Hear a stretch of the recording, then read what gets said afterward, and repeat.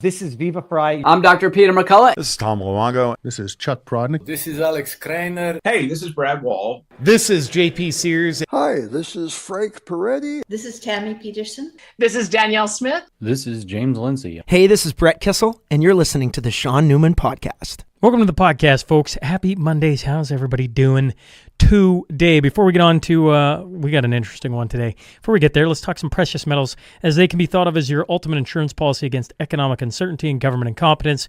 And with deficit spending and fiscal irresponsibility, well, what was the deficit supposed to be? 40 billion, then it was 60 billion.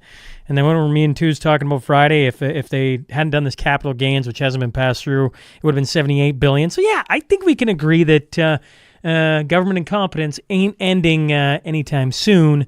Well, maybe sooner than later. Who knows? We'll see what an election does and when that finally gets called. Until then, maybe you want to try and protect some of your hard-earned savings with a form of money that has been recognized for thousands of years. I'm talking silver and gold, and I'm talking Silver Gold Bull, my go-to for precious metals, with their complete in-house solutions, whether buying, selling, storing, or adding precious metals to your retirement accounts. If you are interested, text or email Grahame for details. I was just talking to a guy here in actually Lloydminster who bought some precious metals off of Silver Gold Bull, and they asked him why he did it. He's like, oh, I thought I said it. It's because you support the SNP and you support local media, and we appreciate that. We appreciate that, don't we? So make sure if you're buying anything off of Silver Gold Bull, you mention that you heard about them from the SNP.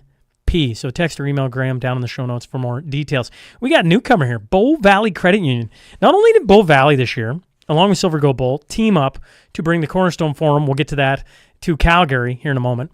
They've signed on for a couple of days here with the podcast as well. They got branches in Calgary, Sage, Cochrane, Canmore, Banff, Airdrie's, Cooperstown, Airdrie, Kingsview, and Atchison, and they got more branches coming soon. They're doing some cool things like fractional gold, and I always tell the story about Bitcoin, my Bitcoin fiasco, and how I got an account with Bow Valley, and all of a sudden no issues. So go to bowvalleycu.com for all your banking needs here in Alberta.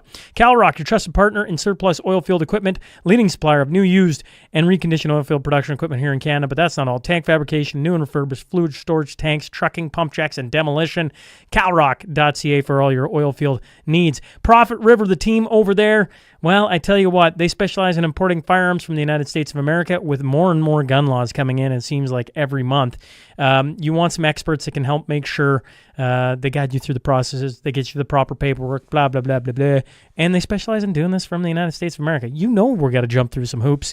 And Clay Smiley, the team over there, Ed Sutherland, the group of Profit River are going to make sure that it gets into your hands the proper way. Of course, if you're like, I don't know, I'm sitting over and wherever, and maybe my husband likes a little bit of this or that, you can always just get a gift card too. I don't know why I said it that way, but anyways, forgive my accent. They are the major retailers of firearms, optics, and accessories serving all of Canada. Just go to profitriver.com. Yeah, I'm having a little bit of fun today. Happy Monday, everybody. It's back. We're back. Let's roll. Windsor Plywood, builders of the podcast studio table for everything wood. These are the guys. That's why for the new podcast studio, we're going to Windsor Plywood. And whether we're talking mantles, decks, windows, doors, sheds, a podcast studio. I got a new one for them. Yeah, podcast studio. Stop in today, see Carly Clausen and the team over at Windsor Plywood here in Lloydminster. Did I mention we're building a new studio here in 2025? And I want you to be a part of it. I'm building a glass wall. It's kind of Jamie Sinclair called me yesterday, and he's like, man, it's like a legacy wall. You're creating a legacy for all the people who've helped support the podcast from the beginning.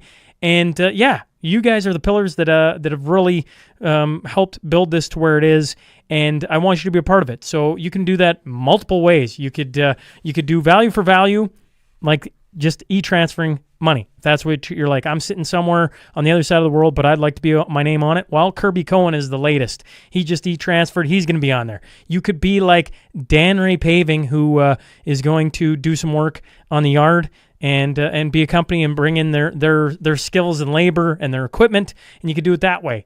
Or you could just be like me and be like, give me a hammer when you're tearing out the A-frame. I'd love to come help and lend some muscle. That works too. That's what we're working on here in 2025. So if you were interested in being a name on that wall, multiple different ways, you can always reach out. Would love to have you a part of it. Cornerstone Forum 2025, as I mentioned before, Silver Gold Bull Bow Valley Credit Union helping bring that to Calgary May 10th. Down in the show notes, you can get your tickets. Martin Armstrong in person, Tom Luongo, Alex Craner, Chuck Prodnick, Caleb Ford, Chase Barber, Matt Arrett, Penn Perrin, Rod Giltaka, guest host Chris Sims, Tom Bodjovic. You kidding me? I'm not kidding you. If you're listening or watching on Spotify, Apple, YouTube, Rumble, make sure to subscribe. If you're watching on X, yes, you're watching on X, give it a retweet, share it, comment on it. Man, did you see that? Let's find a way to get Elon Musk to retweet it again. Holy Mackinac, that was cool. Yeah, if you missed that, Elon Musk retweeted one of my tweets. That was, yeah. I hope that is going to be a trend and that happens more. Either way, it was super surreal for that to happen. Anywho, let's get on to that tale of the tape.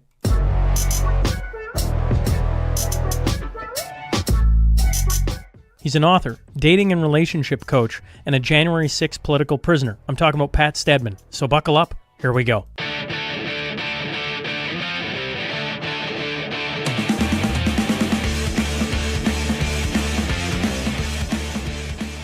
Welcome to the Shaun Newman Podcast. Today I'm joined by Pat Stedman. So, Pat, thanks for I don't know, answering the call, hopping on, and joining me today.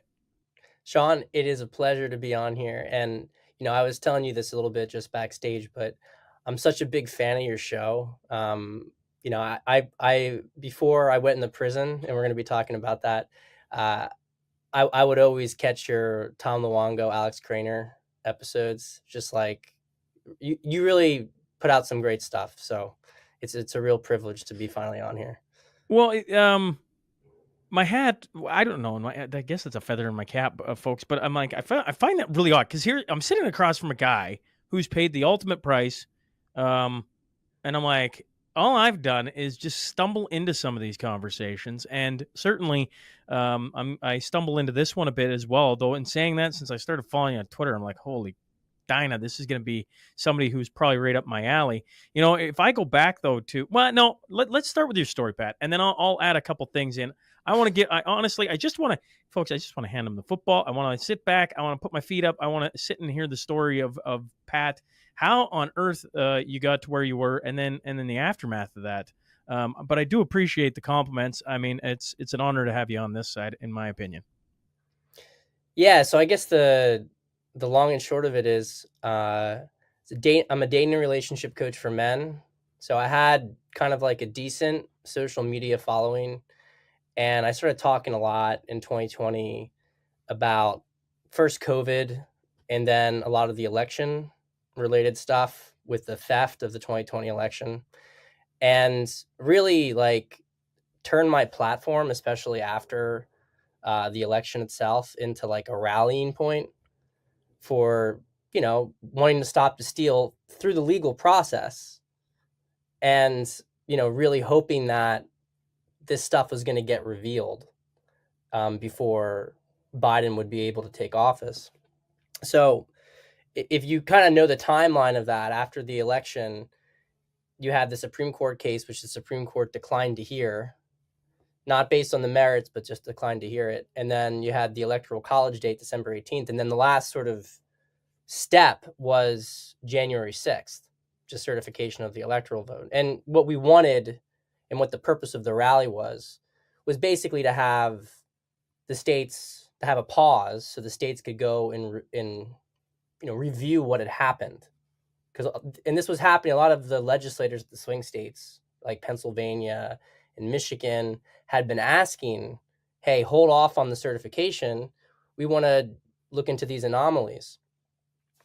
So I came down there, as this kind of mini influencer, I guess you could say, and really came down there to support President Trump, watched a speech, and he said, everybody, go down to the Capitol, peacefully protest down there. And so I'm walking down the strip, and as I get towards the Capitol, I hear all these people, I start to see all this smoke in the air. And people are shouting, the police have been attacking us. They started firing tear gas at us and rubber bullets.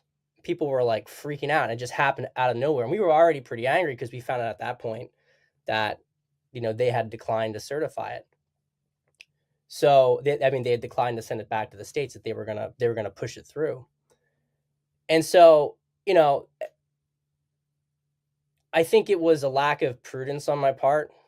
You could call it like a little bit of like youthful recklessness, but when I saw like the whole crowd of people going into the building, for me that was like I wasn't going to be the guy who wasn't going to take the protests into the building. I wasn't going to be the guy, like if we had this crowd of people going, I wasn't going to be the one to not go, because I really considered this like a pivotal moment in history, and I knew that the election theft was going to have some serious consequences for the country. So I went in the building. I didn't do anything. I shouted inside the building, mostly just walked around though. When you got inside the building, the police were just standing around, and I got waved through into Pelosi's office. I did a little loop around, walked out. Anyway, I didn't think that anything was going to come of it, because I didn't attack anybody. I didn't really do shit. You know what I mean?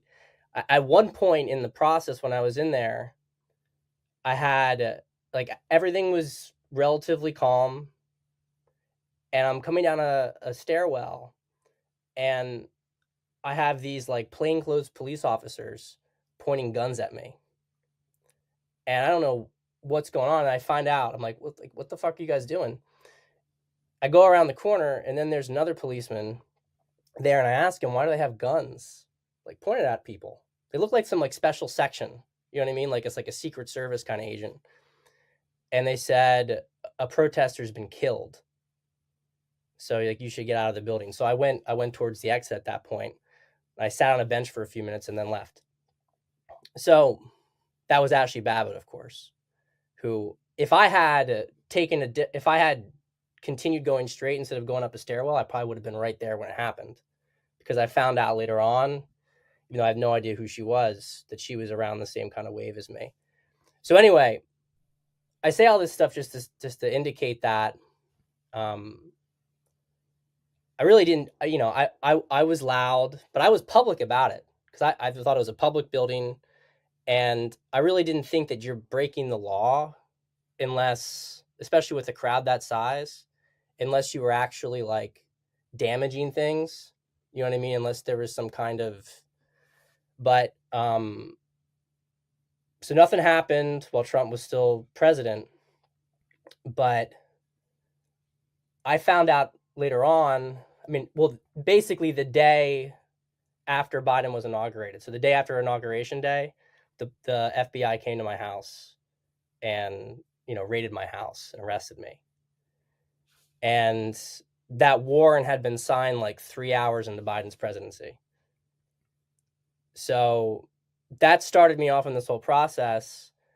Initially, it was just 2 misdemeanors, and I was fortunately able to stay out on release at that point. But then I got superseded over the summer with 2 more Class A misdemeanors now, and I also got superseded with a felony, which is the 1512 obstruction of an official proceeding felony, which was later overturned by the Supreme Court. So that gives you like the kind of backstory with it. I was fighting all this stuff in pretrial. I took the case to trial. I blew trial. I thought we did a great job, but it was a DC jury. Almost nobody's been acquitted. And in October 2023, I went to prison. I spent a year in prison. I got released this past October because the Supreme Court overturned my felony on unconstitutional grounds.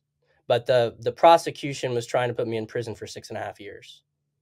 Before we get to prison, before we get to any of that, I'm like, before all this goes down, I don't know what year you want to pick. I don't know if you're at 2015. I don't know if you're at 2020. At what point, you're a dating and relationship coach, right? You're worried about those things, And I when I listen to your story, I'm like, oh man, it almost gives me a little bit like my hands almost get clammy, because when I went to Ottawa, I was about as naive as it got. Didn't think there was we're just going there to park out front of a building. Like, what's going to be the big deal? Oh, the big deal is you're standing up to the machine, and the machine does not like that. And here in Canada, we've had our version of what you're talking about, right? I'm listening to this and I'm like, oh, this is like kind of deja vu or something along that lines. It's reminiscent of an experience I've had, even the words you use. So I guess I'm like, okay, rewind the clock before you go January 6th, right? I don't know, is it the election? I assume not, because I assume you just didn't show up to the election going, oh yeah, and then you look at the numbers and you go, oh, it's been, and all of a sudden you're at January 6th. I could be wrong. Walk me through the lead up to this, because to me, I feel like I'm missing parts of the story, and to maybe to remind the listener who's been listening since the start, you go back to 2019, Shaun's interviewing hockey players. When January 6th is happening, I'm interviewing Steve McIntyre, who was a former fighter of the Edmonton Oilers and a couple other teams. And I didn't understand the significance of what was happening there at all. So I think about that and I'm like, man, I was a solid year. You talk about me having Tom and Alex and those on. It has been a bit of an education by fire hose. So like, what leads, like, walk me through before that, Pat. How did I get to January 6th from the Yeah, like, election? what was the moment you're like, something is very off? Like, was it the election, or were you already on this path quietly starting to stare at some things going, something ain't adding up?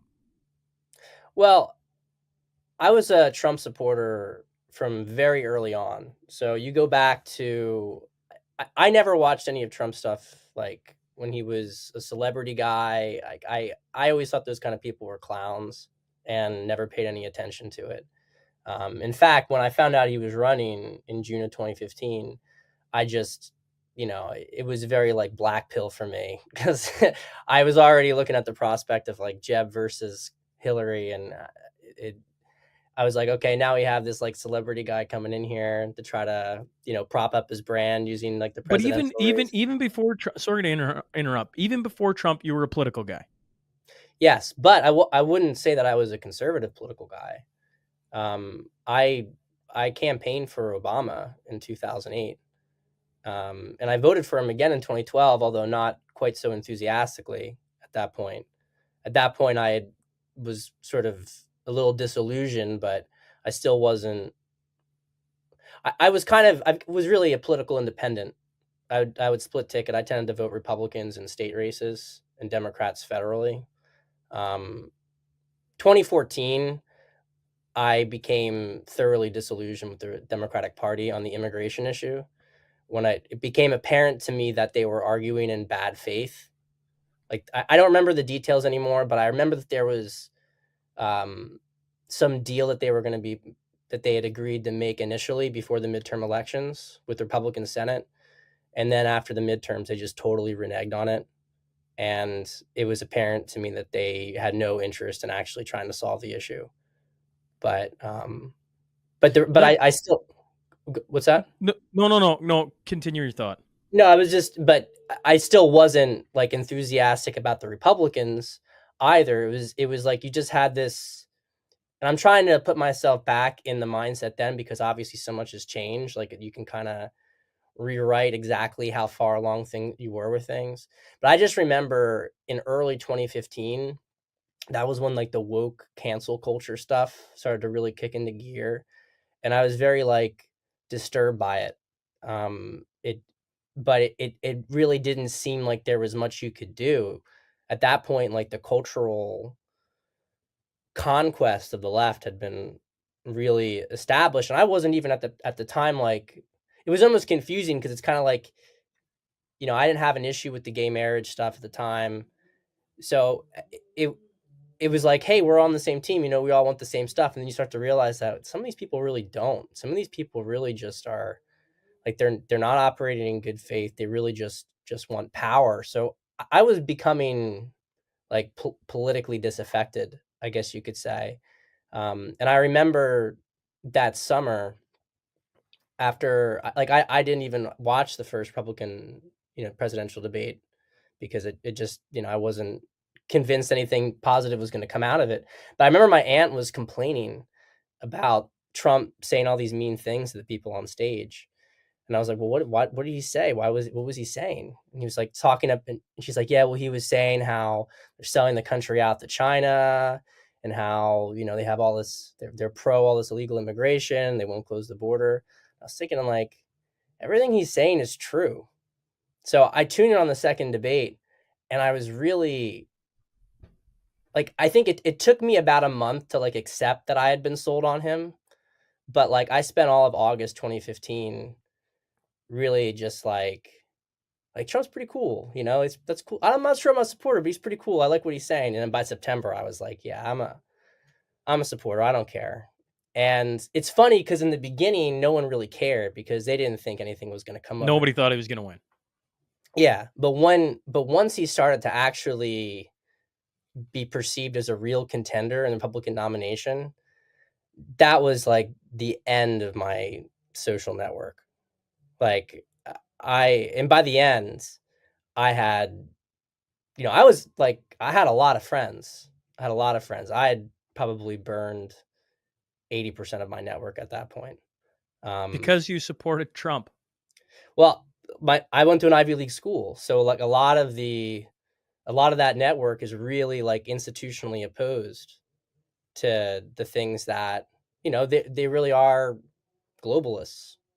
A lot of the people at Ivy League schools are very intelligent, but they're trained to be the managerial class of the global system. So a lot of them had multiple passports, and they were really invested in everything that he was opposed to, basically, whether that's a value perspective or economic perspective. So, I mean, a lot of this stuff I was just beginning to understand at the time, because to me it was like, well, this just makes sense. What he's saying makes sense. How could people oppose it? But you have gradual stages of awakening. So anyway, he won in 2016. It affected my business stuff too, because my network was a big part of my dating and relationship coaching business's initial movement forward. So it's like I destroyed my market. I had to rebuild a market, basically. But yeah, I mean, I was a supporter all throughout his first term. I could see the various troubles he had, but I could understand at that point that they were attacks from the deep state, like all the scandals and the creations. Like you could make arguments that he wasn't handling it as well as he could, but I was under no illusions that he was like completely surrounded by enemies. People were backstabbing him left and right. You didn't know who to trust. It was a difficult time. So it was apparent that they were going to steal the election with the mail-in ballots, that they were going to at least make an attempt at it, because there's already been lots of tampering of that with elections already. Like, you can see there's an almost perfect correlation between states that have no voter ID and states that go Democrat in the US. I'm not saying that every state would shift, but there's something going on, and that's been happening for a while. But the election night 2020, it was apparent Trump was winning. I mean, Trump almost like won Miami, like Miami-Dade County. Like he was sweeping all these states, and then it gets after midnight, and then you see the votes stop in all the swing states. And in Pennsylvania in particular, I mean, it was bad in all of them, but in Pennsylvania, 600,000 ballots came in after the election. 600. Trump was up like 62% on election night in Pennsylvania. And then 600,000 mail-in ballots came in. And almost all of them were for Biden. And I looked at all the statistical stuff. Like you have Benford's law, like when you have there's like natural numerical patterns that indicate whether something's been tampered with or not. The election results violated Benford's law. You had, you had common sense. Like in 2019, when Bolivia stopped the vote count in the middle of the night, the State Department said that they were tampering with the election. Like it's a known thing that you just don't, you can't just do that. And then, now we have 200,000 ballots come in. Like, and all of the challenges were getting dismissed, not on their merits, but due to lack of standing. So you had this like ridiculous situation in the legal system where before the election, people were filing lawsuits saying, hey, this isn't right. How they're behaving isn't correct. And you say, well, you can't do anything because they haven't, there's no damage yet. So you have to wait. And then it happens and you file a lawsuit, and then they say, well, it already happened. We can't reverse what's been done. You're like, like what? Like, so they'll dismiss it, and the media says like election fraud lawsuit dismissed. But so people think it's dismissed on the grounds, but it's just dismissed saying like, we just don't want to look into this. Can I throw something out there, and maybe I'm just completely wrong, but I find it very interesting to talk to someone who, and I don't know that, everybody calls it waking up or whatever, but you get the point. I'm listening. I'm like, you're solid 5 years before me, a solid 5. You're probably even more than that, Pat. But I just listen to your story. I'm like, man, you watched it just like kind of play out. And, there's been this big discussion. What's different between Canadians and Americans? And everybody goes, well, the Americans fought for their rights and for their independence, and they got all these, different things written in law. And certainly, don't get me wrong, I get all that. But when I listen to that, I'm like, or you've had a running start, right? Because I'm like, you've walked, because like if the Americans are so different than us, why in 2020, when this goes down, didn't everybody go batshit crazy? Like, just like, because they should have, but they didn't. And then they just carry on. And over time, I would assume there's more Americans starting to go, even if they think 2020 was on the up and up, they're still looking at it going, something doesn't smell right there. So by the time you get to 2024, like everyone, they try and kill Trump. I mean, like literally. Twice.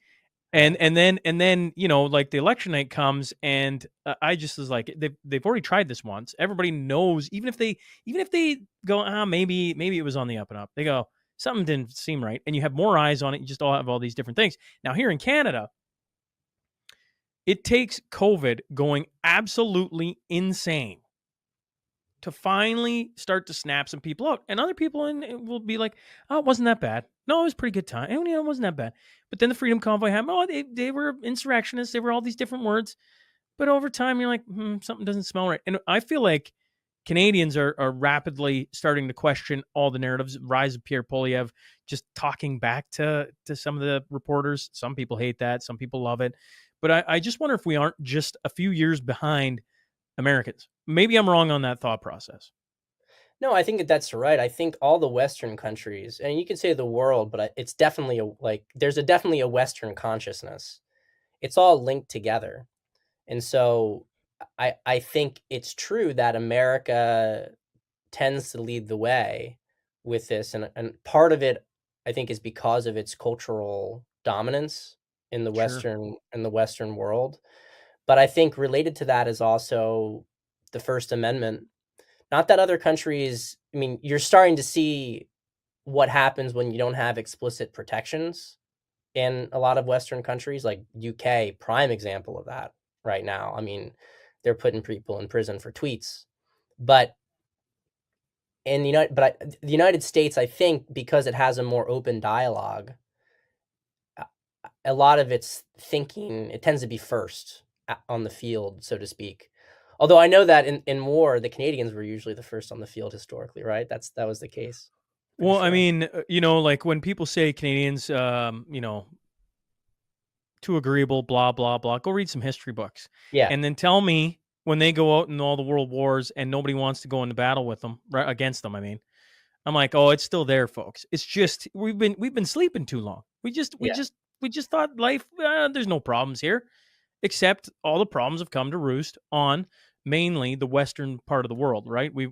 If we're all in a bit of a think tank together, then we've been getting attacked for a long time and nobody's realized. Or I shouldn't say nobody's realized. People have realized at different times. I look at you and I hear your story. I'm like, man, I was asleep all those years. I watched Donald Trump, didn't think Donald Trump was going to get elected. Then he got elected. I'm like, huh, Well, isn't that something? I'll be the first to say. Me and Dustin arguing about this. My brother Dustin argued about when Donald Trump got booted off Twitter. I'm like, well, Dusty, you just can't say whatever's on your mind. And now I'm like, I can't believe I said that. I'd like to go punch that Shaun in the face. Like, I'd like to just be like, Shaun, you're an idiot sometimes. I still am, folks. I'm learning. But like, to me, hearing how long you've been staring at this is just really, probably from where I sit, really fascinating, because some of the words you use, I'm like, oh man, I know that. I know all about what you're talking about. So it's why I want to pry into what leads you to January 6th, because I think it's really important for anyone, no matter what stage of the journey they're on. Well, so I wanted everything. I consider the theft of an election to be a crime, right? And so if the government is complicit in stealing an election to maintain power, then the government is committing a crime. So we wanted things to go through all the legal processes. We wanted the Supreme Court to review it. Ken Paxton, the Attorney General from Texas, who filed a lawsuit to the Supreme Court and had like 30 other states, I think it was almost 30 other states, signed on to it. It was a great lawsuit, basically saying that the Supreme Court has to adjudicate the fraud in these swing states because it's disenfranchising the other states that didn't have the fraud, because they're going to get a different president as a result of what these other states are doing. And there's a lot of like drama talk about that, about, John Roberts screaming that we can't take this case, we can't take it. This is leaked rumors, because the Supreme Court decided to look at it, but then they declined, right, to hear it. So there was definitely some justices like Alito who I think wanted to take it on. But anyway, Supreme Court didn't take it on. So that was kind of hard for me to believe, especially because you had a conservative court. But I understand what John Roberts was afraid of, which is that 2020, the country was extraordinarily politically divided. I believe that we still had a decisive win, but the left was a very institutionally powerful force. And at that point, they still had very clear control over the media. And so as we went down these various processes, like the Electoral College said that, voted in accordance with the election results. And then you had Congress deciding to certify the electoral vote. And this is a whole other thing about the whole J6 setup, which we can get into, because like, why did that whole thing even kick off to begin with? What was the reason for it? And we can talk about that. But I thought, like many others, that if Congress did not send it back to the states for review, then Trump was going to sign the Insurrection Act, which he was legally allowed to do. But the Insurrection Act hasn't been signed since the Civil War. So it was definitely a big step. And a lot of the reason we came down there was to try to prevent it from being necessary. We weren't even asking for them to change the results. We were just saying, let's pause and review this stuff. So I really expected Trump to sign the Insurrection Act, but he didn't. And apparently he almost did. He, and some of this stuff came out in the J6 Select Committee corroborating a lot of this, this inference, which is he was thinking about doing it, and he even had it drawn up. But apparently he had a meeting in late December with some generals, and the generals told him basically, if you sign this, the country's going to go into a civil war. Because and you can start to see how it would happen, because if the Insurrection Act, you're allowed to, you start arresting people, start arresting, various individuals involved in the fraud, then this group, which is capable of doing all sorts of false flags, you start to have like a retaliation sequence where there's some big protest that they then have, and then you can just see how things could spiral over a course of months. Not to mention, at that point in time, they had complete control of the media, Yes. and like any dissident who voiced any concern on any platform was removed, and like you start to go, the war on getting the message out would have been not in anyone, well, it wasn't in anyone's favor, right? Like, I mean, that's a year in advance of probably the darkest time in human history from a Canadian's perspective, and part of that darkest time was the media blackout that occurred, where you literally talked about anything to do with COVID, removed. Anything to do with talking about, like the Freedom Convoy when it happened, removed. And so like that's a year in advance of that. So to sit there and go, yeah, we're gonna go into civil war. And by the way, we're not going to have a media outlet that's going to be on our side that's going to say anything that we're doing is correct. They're going to call you every name under the sun. Oh wait, they did that too. Um, yeah, I could see the debate there at least. Yeah, and even if you were to have, he'd have the military on his side, but there was a lot of like higher brass in the military who absolutely were not on his side.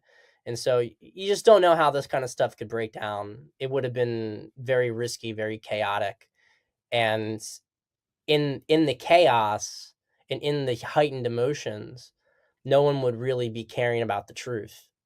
It's one of those things that if he had done it, it wouldn't have mattered, I think, even if he was dumping the information out there. They still, because of the way he went about it, a lot of people would tune it out. And the media had done a very good job of like predictively programming Trump as this like fascist who was never going to step down from power. They said it over and over again. He's never going to leave office. He's never. And I mean, and you got to give like the devil his due. They said that over and over again. Then they stole the election. And then they're like, we dare you to stay in. I actually think that they thought he would, though, because it's been my perspective that they've wanted to destroy the country. They haven't. I don't know that they've believed that they could fully take it over. I think they just wanted to bring it down and to trash it, or at least that they would be happy to do that as a secondary backup plan. But anyway, he didn't do that. He stepped down, and he really, I think, gave him enough rope to hang themselves. He had some degree of blocking with the Supreme Court and later on with Congress, but really what the last 4 years was a mask off moment, and I think it completely revealed all the fruits and really the true nature of the left. And as somebody who I was targeted literally less than 24 hours into Biden's presidency, I'm grateful that he made that decision, because I think it was important for people like me and of course Trump himself to be persecuted in order to let these people overreach. And I think it took a lot of courage and wisdom on his part. It's something I didn't really have a lot. Maybe I had courage, but I think I was too impatient. I was very much like, if we have to do it now or it's over. We have to do it now or it's over. And it's almost like I wasn't putting enough faith in people at that time that they would wake up from it. But I started to see during like even like a few months into Biden's term, I'm like, you know what, this is actually going to be a good thing. Even if we have to suffer, it's going to be a good thing, because they're just so evil and incompetent that there's no way that the public is gonna, the public's gonna have a visceral reaction against it. And I think you saw some divine intervention, because they started to get really desperate as they saw that no matter what they did, trying to throw lawsuit or criminal charge after Trump, still wasn't working. They tried to kill him. And, you have to, I think, to some extent, see the hand of God in that, stopping that bullet from going through his head. I remember what that happened when I was in prison. I was in prison when that happened, and just, it was like, yeah, it was exhilarating. I mean, to see it, to see his response. So I think we're on a great trajectory now, but I was surprised how quickly they conceded the election, and I think that it may have been too big to rig. It may have been too obvious for them to do the same thing again, and I also think that the factions on the left, Tom Luongo talks a lot about the factions, and I think it's a really important nuanced piece of analysis that these people in 2020, you had all these factions working together. Whether you were like Rhino Republicans, they all had the same goal in mind.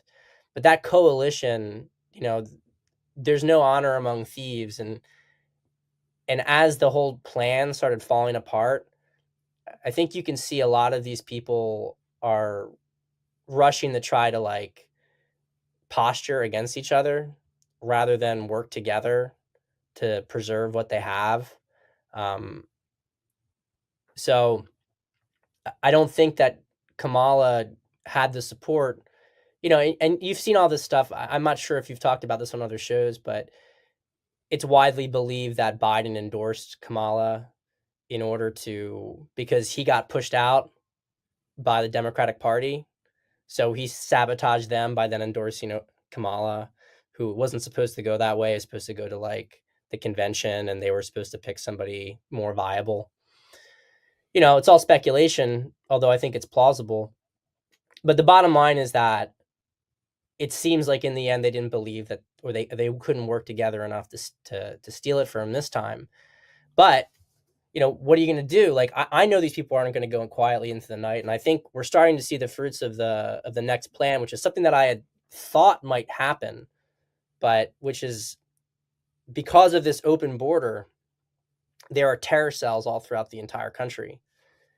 And I don't know if they're still going to have some mechanism to be able to stop Trump from coming in or stall it. I'm kind of skeptical of that at this point in time. It seems like that's too much anchored into public consciousness that, Trump's president in 18 days. But I think that they are going to try to create maximum chaos for him with all these terror attacks. And it wouldn't surprise me if they start to rug pull on the economy with it too. I mean, I just know that these people are going to trash everything they possibly can on the way out, but they're in a losing position. Like when you do when you walk through your story, Pat, like I go, well, this has been going on, and somebody will chime in. You can go however long you want, right? I mean, this is nothing new under the sun, so you can go that long, or you can just look over the course of what you're talking, roughly 2014. So that's 10 years. You think they're done? I don't think they're done. And just because I would agree, unless something really insane happens. But at this point in time, I look and listen. I live up north, and I look at our own election coming for Justin Trudeau, and if they stole it, let's just play this scenario out. I think there's too many Canadians paying attention right now. I think there'd be all about mayhem. That's what I think. So I don't foresee that. But this isn't a game of like you get Trump elected, and he gets in January 20, and all of a sudden light switch goes on and everything's just kumbaya and life. We walk into, paradise. It's like, no, it's 4 years of Trump. And then you have another election, and many things can happen over the course of 4 years. I'm listening to your entire story and I'm going like one of the things that it's been hard for me to grasp because and I tell this story lots. I had Julie Panesi on. What was that? And I should have her back on this year, honestly. This was 2021, I think. And she was talking about, COVID. And I was asking her, Pat, like, how long is this going to go on? And I was like, like 3 months? I don't know, 6 months? And she, like, the look on her face was just like, you're an idiot. And I'm, in fairness, folks, am a big old idiot. I'm learning.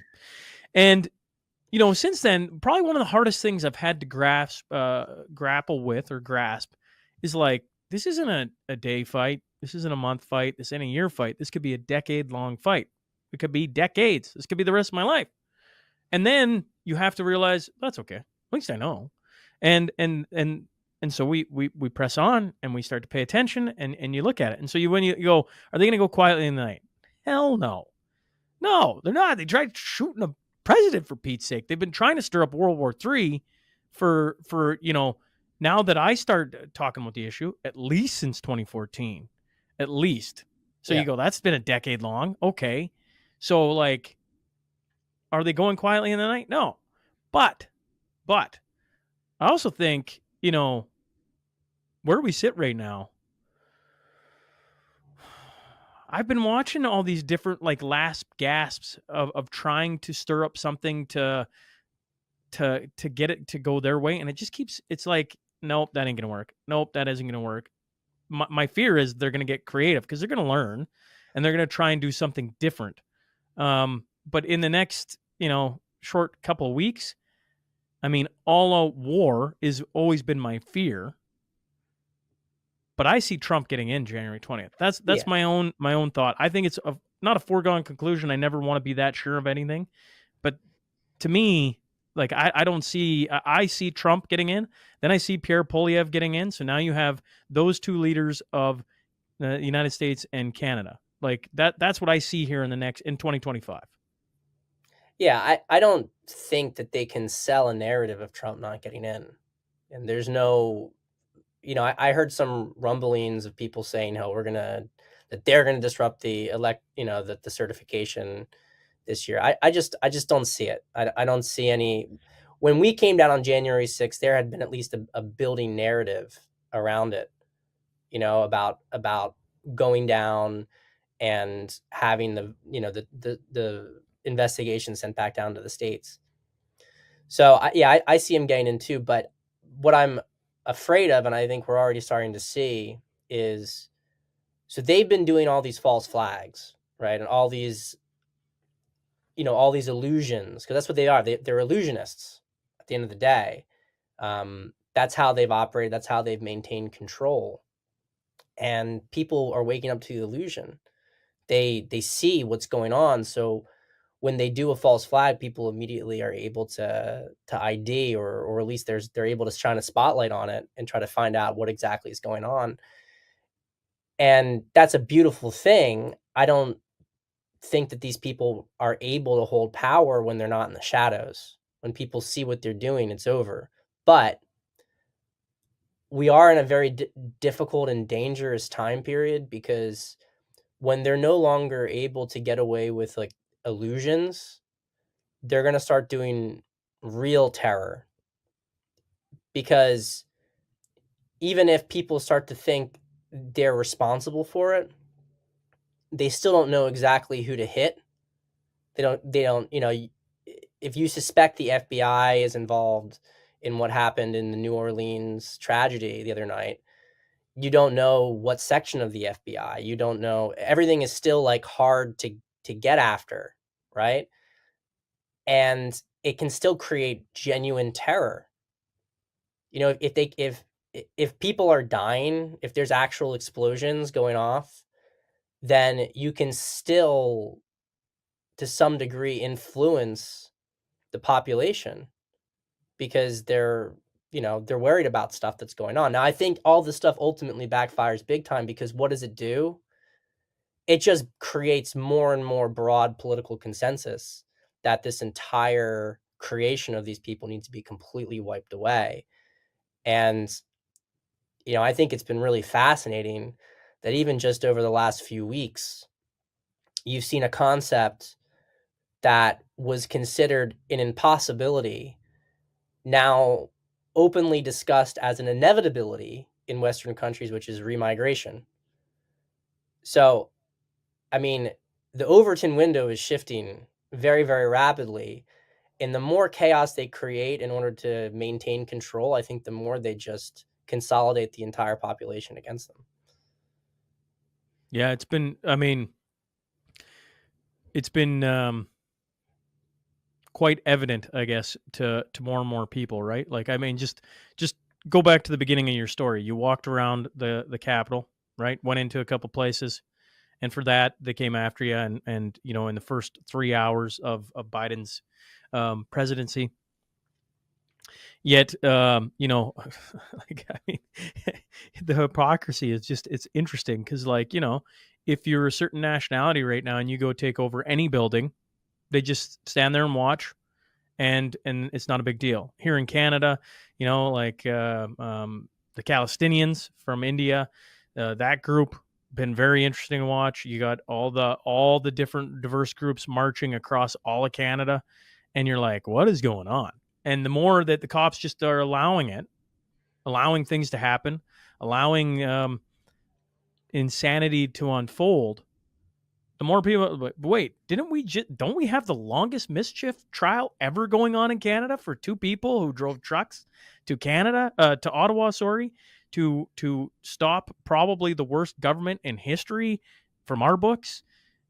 Like, things don't add up, and when it becomes more and more evident like that, then more and more people start to, like, take a step back. I'm like, something just ain't right. Um, I want to make sure that I don't slide by this. I stopped you when you said FBI showed up because I wanted to really grasp the beginning of your story. But FBI roll on to your place. I assume that had to have been like, what the heck is going on? Moment for you and your wife. Yeah, I mean, my wife, we had a 3-week-old daughter at that point. It was kind of like funny to some extent. And what I mean by that, I don't mean it like literally funny, but I woke up in the middle of the night beforehand, like around 3 a.m., and I just had this like strong urge to pray, and I couldn't go back to sleep. And I got up and I actually went and took a walk. And I was talking to my friend on the phone. He lived in Europe, so it was like 5 a.m. at that point. Easy conversation. I was walking, we were talking about all the stuff that happened, what's coming next now, Biden's president, what's going to happen.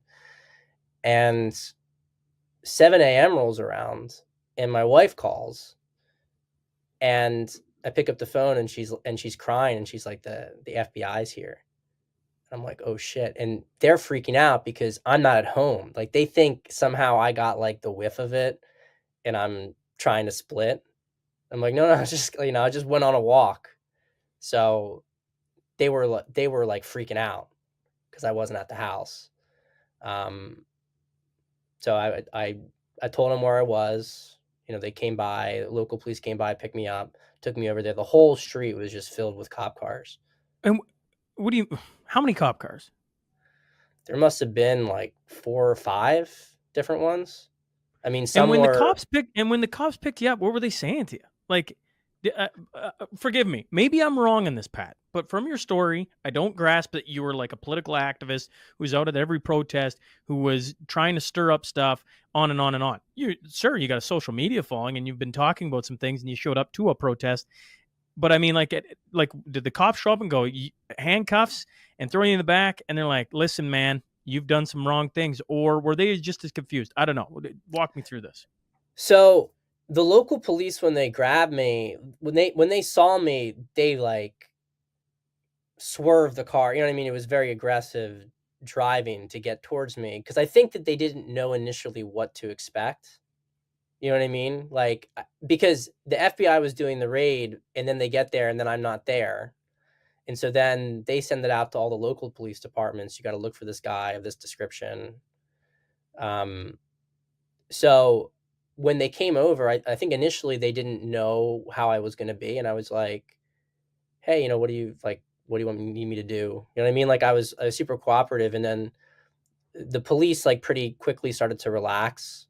I think that they weren't getting this like agitated energy from me. And they said, okay, you're respectful to us, we're respectful to you. And they drove me. It was only like a mile from where they picked me up to take me back home at that point.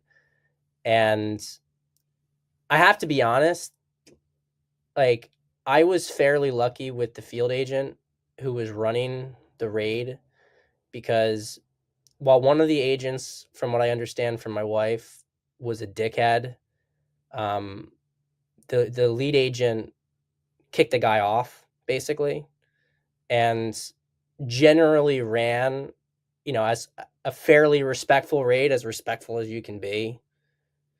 I know that most J6ers did not have that treatment. They had their doors kicked in. They had assault rifles pointed at family members. I don't know whether it's because I have I'm from like a fairly nice neighborhood, so I don't know if there was some differing perception there and how they wanted to behave. But he was trying to reassure me. He was like, "Well, when I was at the office getting booked, he's like, well, it's not like you're one of these guys." He's pointing to like wanted criminals on the wall. He may have been somewhat sympathetic himself because he was just a guy who ran the local field office. He's not connected to any of the FBI politics. But I mean, it was still it's still an intense experience. I'll tell you that, when they have people going around, photographing everything in your house. You're handcuffed. It's like people have all their weapons out. Like it's an experience. And it's, for me, the hardest thing though was seeing my family members and their response to it. Like I felt like I aged my father like 10 years just from the whole thing. It was hard. I- I'm honestly, it's going to take some time for the consequences of all of it, like emotionally, to wear off. People talk about prison like, well, was prison traumatic? Prison was challenging. It was a hard, difficult situation. There's no doubt about that. But it wasn't traumatic. What's traumatic is having the government go after you. There is something about it that is so, it cost me like over $500,000 I've probably lost from this entire thing, between legal fees and lost income. And I was lucky. Because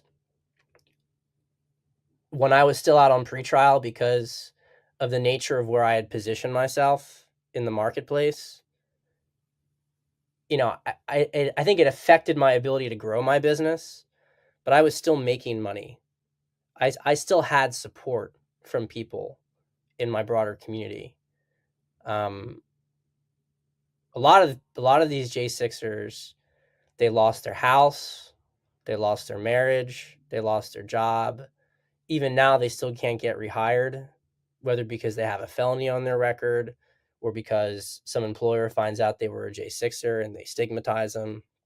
A lot of that's changing, but you have some people who, they got a lot of hate in their heart, or they're still brainwashed about the whole thing. But yeah, I mean, and I think that you guys, those of you who are at the truckers protest and are in Canada and have been undergoing the prosecutions from that, I mean, they do this to you because they want to make an example of you. They want other people to be too afraid to stand up. And, I think unfortunately it does have that effect to some extent. But I think it's important, if you are being targeted, to stand tall and to be defiant. And I think in the end, the truth comes out. I mean, look at Tommy Robinson in the UK right now. He was speaking out against those grooming gangs for a decade, and they threw him in prison over and over again. They threw him in prison again for talking about it, and he's vindicated. I mean, he's gonna be Britain's Mandela by the time this is all over, and just a few more years before that's the case. It's already turning, and we're called to be brave in the face of evil. But man, it's getting targeted by the government is terrifying. It's a terrifying experience. I'm not going to lie about that. It's so like the Shaun that went to, and I hate to talk about myself in the third person, I'm not really bugged some people, so prepare to be bugged. When I went to Ottawa, I was naive, like really naive, right? Going to show up to Ottawa. We're going to have a friendly protest. Not a big deal. I don't know what the big deal is. And when I listen to your story, I'm like, oh, right.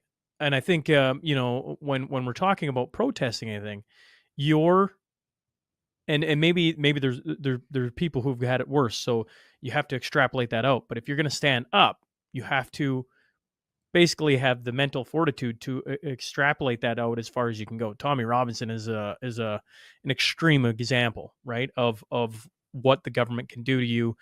Yours is an extreme example. Tamara Leach and Chris Barber and Pat King and all these different folks here in Canada, the Coots boys, are examples of what the government will do to you if you try and make an example of what they're doing in their tyrannical overreach and on and on and on. But if you don't play that out, you're doing yourself and your family a disservice, because to show up to some of these things, heck, to talk about certain things like this is you're going on probably a list you don't want to be on, but you're going on a list. And so when I listen to you, I'm like, oh man, it's I feel like there's probably a whole bunch of people at January 6th or here in Canada or at Coots that showed up, same boat as you, right? Somewhat naive to the consequences of being there, and somehow escaped. But one of the things you had over a lot of people was a social media following. Do you think that's part of the reason why you were made an example of, or do you think that had nothing to do with it? I think it was 100% relevant in the degree to which they went after me. I was not, you have kind of like the top tier celebrity J6ers, and I wasn't at that level, but I was probably in the second tier. Like, I'm certainly the biggest J6 name in Southern New Jersey. That's for sure. My social media was cited as much, if not more than any actions I made. Even in December, so just to give you an idea of their relentlessness.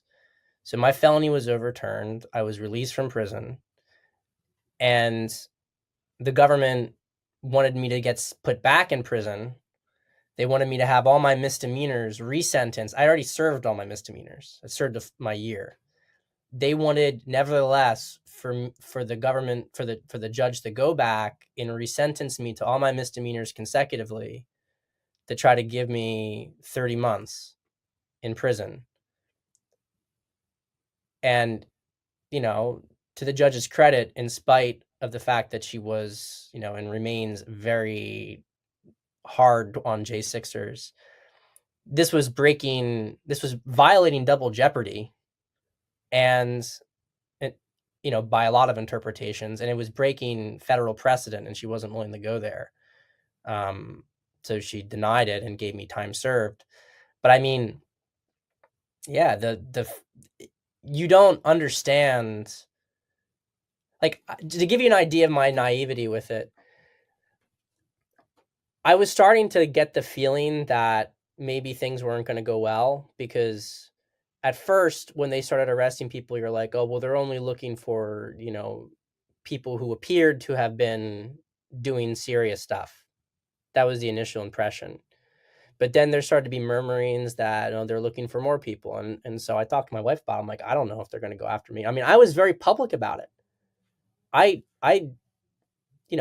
posted videos of myself in the Capitol on social media because I didn't think I was committing a crime. I didn't do it. I mean, I think it was stupid in some sense. You know what I mean? I understand that. But I really didn't believe that anything I was doing was anything worse than a citation. I had seen how the government treated protesters before, who were like, attacking cops and burning buildings and stuff. They are getting nothing. So for me, walking into a building with 10,000 other people and walking out, I didn't think that there was I was certainly not a priority target. I was very wrong about that. And I was still cocky up until it happened. The night before, I had on my show that I was doing, it's called COVID Cabal. The night before, I actually said, like, I was like, fuck you, FBI, come get me. Basically, if you guys are going to start arresting people, you know where to find me. Fuck you, come get me. And they did like 12 hours later. So I really underestimated them. And I think that's just part of the journey in general. And I also want to say this, I mean, I don't regret it. Like, it's one of those things that you look back and you say, if I knew what I knew now, I wouldn't have done that. Like, how could I have done what I did knowing what would happen? Like, nobody's going to make that kind of decision, right? But that doesn't mean I have regrets about it. Given where I was at that time and the information I had and, what we were up against, like, I know that my intentions were pure. And there's one thing I do want to mention, Shaun, because I think it's important. I'm not sure to what extent the audience understands it, but J6 was instigated by the government against us. And this is something that I've understood more as I've gone through the journey and talked to other people. It was very confusing because you have the situation where people are peacefully protesting outside the Capitol, and then all of a sudden, the police just out of nowhere, and this is all documented in open source footage, out of nowhere start firing tear gas and rubber bullets into the crowd, start antagonizing the crowd. And I know other J6ers who then had, you had people then come into the crowd and say, and start to, mobilize people to stand up against the police line. They often got people to face off against the police, and then they disappeared themselves. Or they had wristbands and they pointed to the wristband when the police were doing things, and the police didn't go after that person. So there were intelligence assets on the ground on January 6th and agent provocateurs that were trying to get this whole thing started. And so they got the crowd riled up and then got them going into the Capitol. And then there was like a big stand down order. So then most of the police were just, chill, really. They weren't doing anything. And then all of a sudden, it was the order to engage aggressively again. That's when they killed Ashley Babbitt. And that's when, so it was very difficult as a protester to know what was going on because you had this like schizophrenic reaction from the police. And, there's the whole pipe bomb story. Like, it was a fake pipe bomb, but what was the whole thing with that? Why did the media drop the story? Why can't they find out who the pipe bomber was? I think personally that may have been a backup plan that they had, because here's the thing. And again, this is stuff I didn't understand more until later on. We had a lot of congressmen who were going to bring up the election fraud in the certification process. You had, the usual arguments that go up. Congressmen are able to submit evidence into the record. So these are things that we couldn't get on a court record because the courts refused to hear this stuff for standing. We had congressmen who were prepared to start putting into evidence on the congressional record all the fraud that had occurred. And there was a real risk of this stuff spilling over for them. Well, the thing is, if there was some sort of incident and they had to shut down, they had to do a recess on the certification, which is what they did, then they were able to, when they brought back the legislative session, they were then able to do it under special rules where there could be no debate and they could go straight to voting. So by having the January 6th riot, they weren't only able to make it seem like we were trying to overthrow the government and unleash a terror campaign against their opposition, but they were also able to preclude any introduction of evidence onto record about the election fraud and just get straight to pushing it through in a vote to sort of seal the steal. And I think this is stuff that is going to come out a lot in the next term. I mean, Kash Patel, the incoming FBI director, has talked about this stuff a lot. He's been a major person who's been, looking into it all. So we'll see what happens. But I got caught up and, I should have been paying attention to what was going on more, but they understood emotions. Like, we were really angry.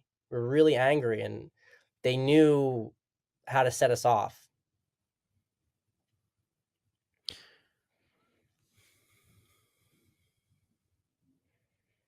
Yeah,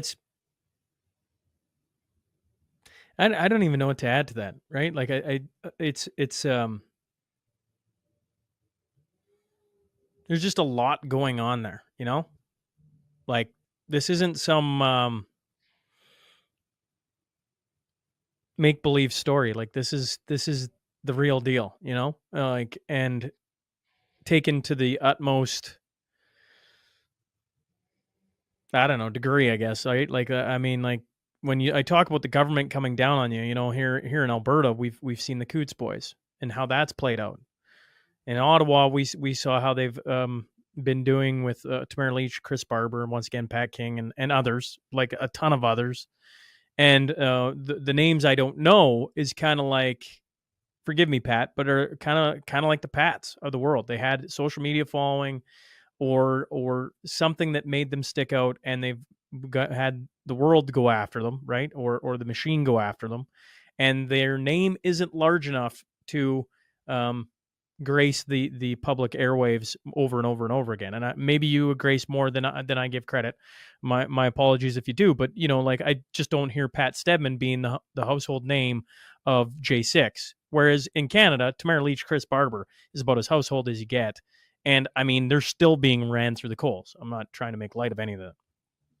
And when you sit there, you know, my brain just goes, you know, as you sit here and you're getting involved in whatever you think you're getting involved in, you just have to sit down and put some time into thinking about, you know, and I guess that's where my brain goes sitting on this side. I'm trying really hard to focus, but at the same time, like, you know, when we sit and do these conversations, you know, one of the things I will never be naive again is like you were saying the night before. It's like FBI, you want to come get me? Come get me. I said similar things to that, right? In the middle of COVID, while you're interviewing these people and you're talking about things, people were texting me all the time, going, "Make sure you don't get a black bag over your head." And I'm like, "Black Yeah. bag over my head? All I'm doing is having a conversation.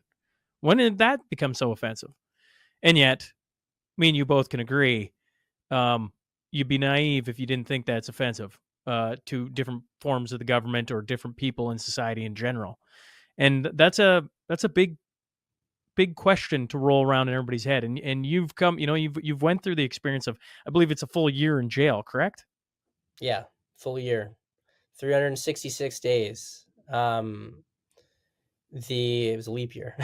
um, they didn't give me that extra day back, but uh, but you know, like I said, I consider myself fortunate compared to others in the sense that you know I was able to be out on pretrial release. A lot of people were kept in prison prior to even having their trial. Um, so you know, I've had a serious experience with it, but there are people who were scooped up in 2021 and they're still in there. They've never been out. You know, Some of when them you haven't look, even had a trial yet. Some haven't even when, had a trial. They've been which in for is 4 years with no trial. which is insane. When you like you already said you'd go back and you wouldn't change anything, right? Like the experience has been valuable to you and I assume to others, and that you know it didn't break your marriage, right? I think is a testament to you, because I think you know like that's a very difficult, you know, it's not just you that had to experience this. As you go into jail, now your wife is without a husband, you know, not to mention the income and everything else that goes along with that. Maybe I guess maybe I should, you know, like as a guy sitting here who is married to an American and she is a phenomenal lady. You know, how did this affect your marriage? Like how like did you know, you're giving the finger to the FBI the night before. Had you had conversations of like maybe something happens, or is that something that, you know, as it's going down, you're having to work your way through? Well, yeah, I mean the first thing I'd say is that I have like a very spiritual perspective on life and I view life as an adventure. So I mean, I don't I don't try to like I'm not saying you should try to get yourself arrested. You know what I mean? I'm not about encouraging that. But I having these kind of challenging, distinct experiences, I don't consider to be bad things in the big picture. They're hard to go through, but you learn a lot about yourself through the process. They're humbling. They bring you closer to God. And I think that they make your life more interesting. I can tell you that when I'm an old man and I look back at my life, I'm going to view this era with an enormous amount of gratitude. I already have gratitude, but I think it's not going to be one of those things where I'm like, man, I wish I had just been safe. You know what I mean? I wish I hadn't gone through that. I think I can already see how good it was for me, and how it was a good thing to stand up. What they did was wrong. And I think it's important for people not to be reckless, to be prudent in their decision making. But I also don't think people should be cowards, and they should allow these people to terrify them, because all they really have, they can't crush everybody. They can't. I mean, just going after the J6ers almost destroyed the justice system, because you had about 1/3 of them refuse to plea. And I mean, they've been pulling prosecutors in from all over just to try to get this stuff. It totally jammed up the system, and it broke the system. I mean, the justice system has been not serving all sorts of Americans. That's something I saw very clearly in prison. It's a completely corrupt system across the board.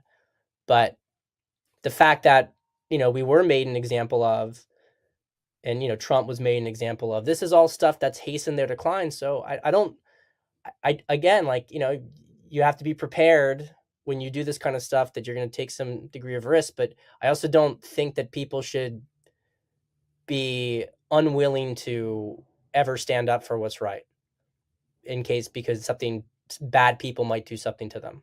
So I say all that, but you asked about the impact on the marriage, and I think that's my wife, she's a wonderful woman, amazing woman. She was totally supportive, completely supportive throughout the entire thing. That does not mean that she was happy with my behavior throughout the entire thing. And as to her credit, she never voiced any of this stuff in the acute stages, but we had talks about it about midway through, like, my pretrial release. And it was an ongoing conversation of, and a lot of it had to do with me acknowledging, like, I wasn't, I was way too focused on I was way too much in my ego. Like, it was the right cause, but there was still a lot of ego, and in terms of how I was talking about things, but totally dedicated. She's Polish. We were supposed to move to Poland in the spring of 2021. We had been living in New York. We left during COVID, just because New York City was, obviously it was not the place to be during COVID. And we were going to move to Poland, where we had an apartment. And, 2 months before we were going to leave, I get arrested. My passport's taken. We're stuck at my parents' house. We're still at my parents' house. Like I said, I mean, the financial losses, depending on how you want to calculate, anywhere from half to $750,000. I mean, it was really, it caused substantial amount of damage for our ability to sort of grow and move forward. But she was there the entire time. When I was in prison, I never had to worry about, having money for commissary, which is, like, really necessary unless you want to lead a dismal life in there. I mean, it's dismal anyway, but it's a lot worse without that little extra change. She visited every week. Anytime I called, she'd pick up the phone. And between her and my parents, she really held down the fort. I mean, I had 2 little kids. My son was just shy of 1 when I went into prison.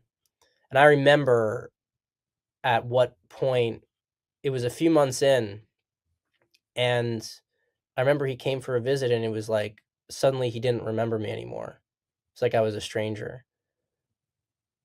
And he sort of reestablished a relationship with me over the next few months, because his older sister, who was 3 when I went in, just shy of 3 when I went in, she was really, like, we were very close, her and I.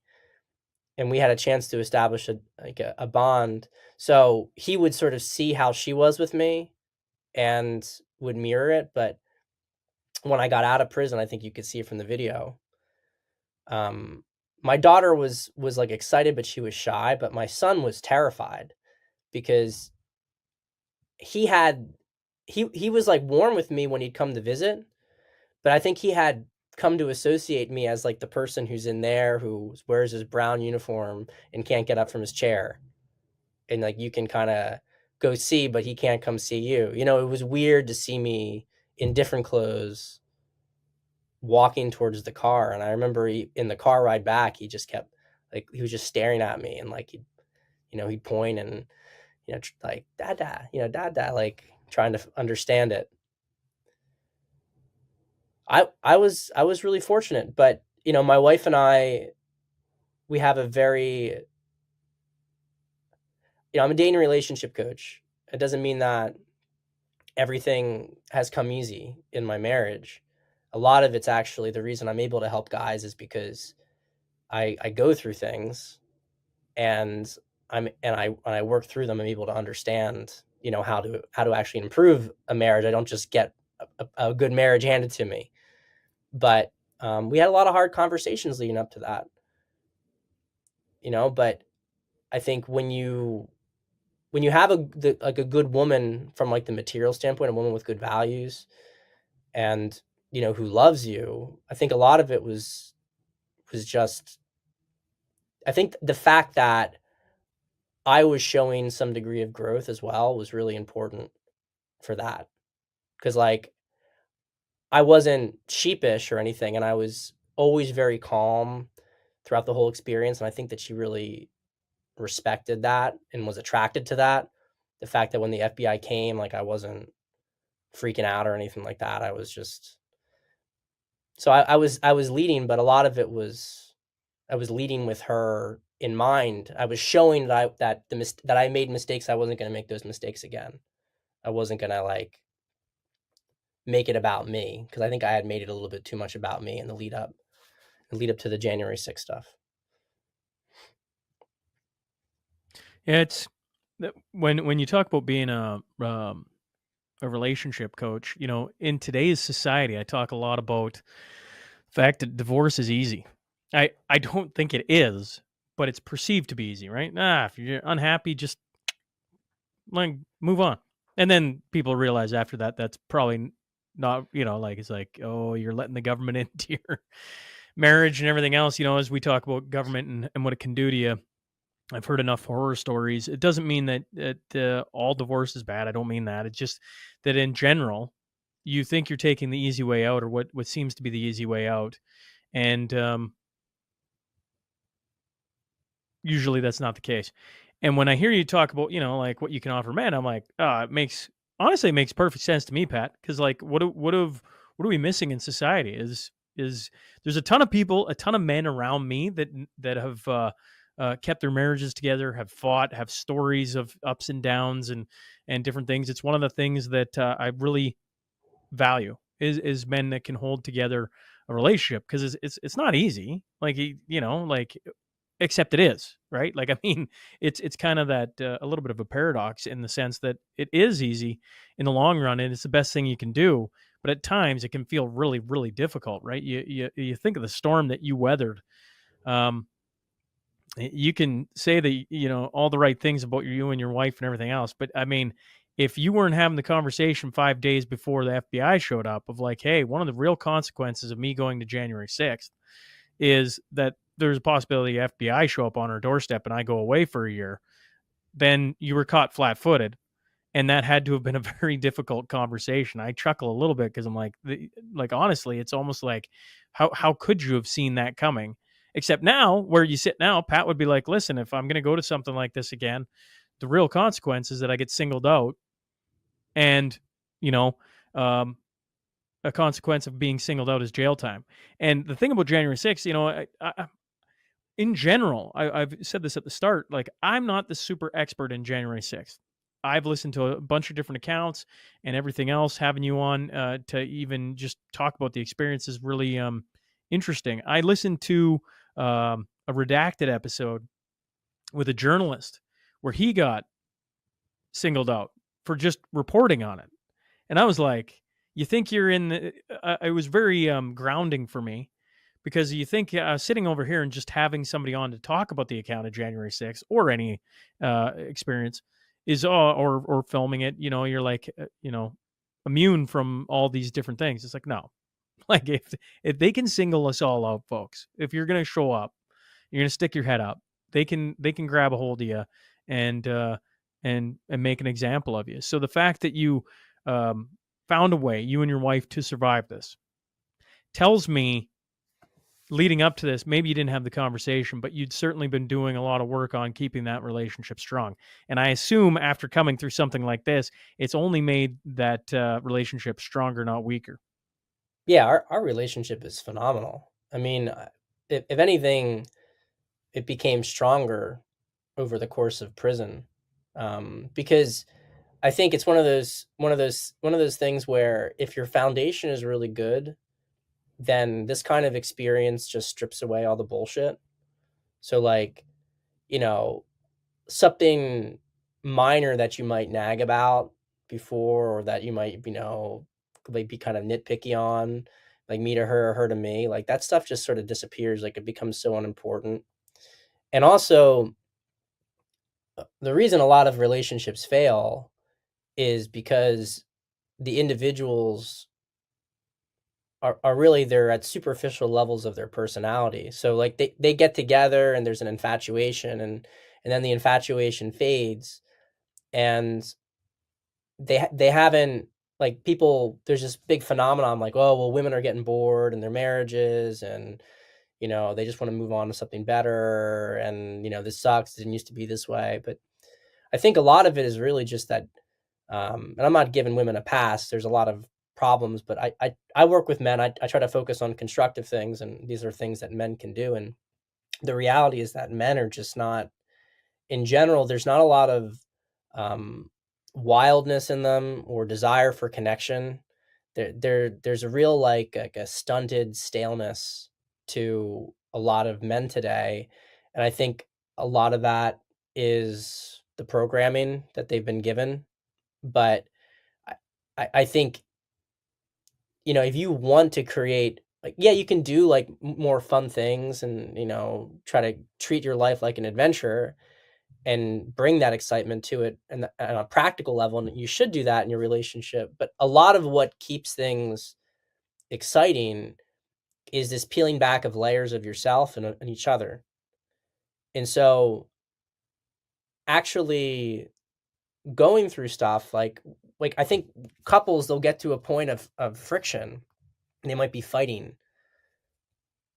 And I think a lot of people view it like, well, we're fighting, that means it's bad. I think fighting's great. I mean, fighting is not as great as like open, easy communication where you can, maturely discuss issues and come to some sort of agreement, right? But fighting's much better than just completely zoning out with each other. Like fighting shows you at least care. Like there's something that you want. And it's the beginning. If you grow that process in the right way, it's a way to start to understand who you and the person you married are. And when you actually find out who that real person is and who you are, I think that's when the magic really starts to happen. And so for us, we were already on that path, but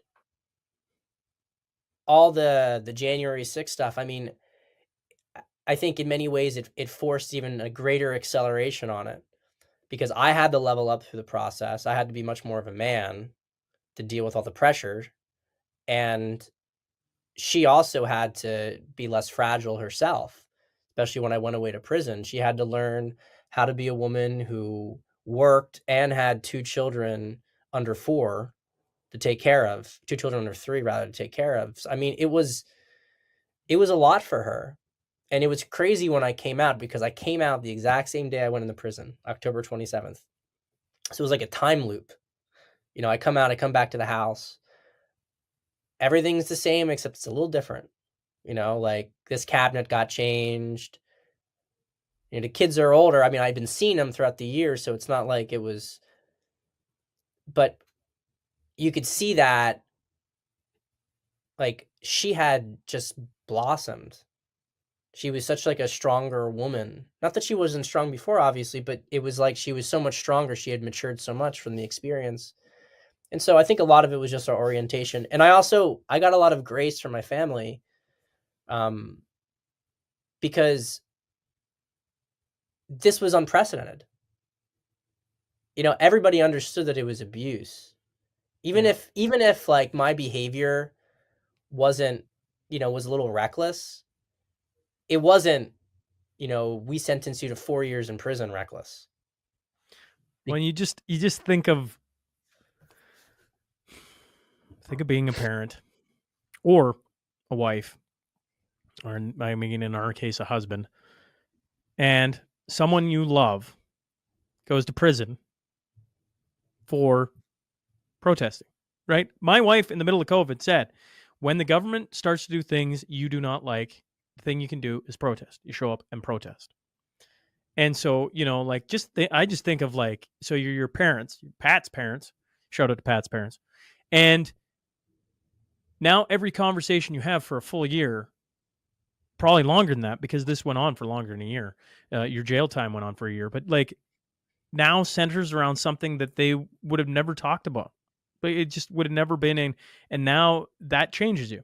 For sure it does. And the same thing for your wife. Like, I mean, for a full year, even the lead up to it, but for sure the full year. Now she's going to a jail once a week. She's paying for things, the commissary. She's doing things. She's having different conversations with her kids that she's never had to worry about. Like, all these things are in our world today, like, I just think of like last 2 weeks in my world has been phenomenal. I got to like, one of the things about having conversations like this all the time is I got like, not depressed. That's the wrong. I just got tired. I just got tired of the world is full of crap. But if you don't like open your eyes and see some of the beauty, it's like you can get really disillusioned. And for the last like 2 weeks, I got to hang out with my kids and like get my butt kicked in board games and go play some hockey and just have some fun and see kids the way they see the world, right? And it's, we went out and there was this big, like when they clear out a parking lot and there's a giant mound of snow. They're like, Dad, can we climb on it? I started laughing. Like, yeah, you can go climb on it. They just went and climbed on it. That's all they wanted to do, because to them, that's a mountain. And I'm like, yeah, sure, give her, like, go hard.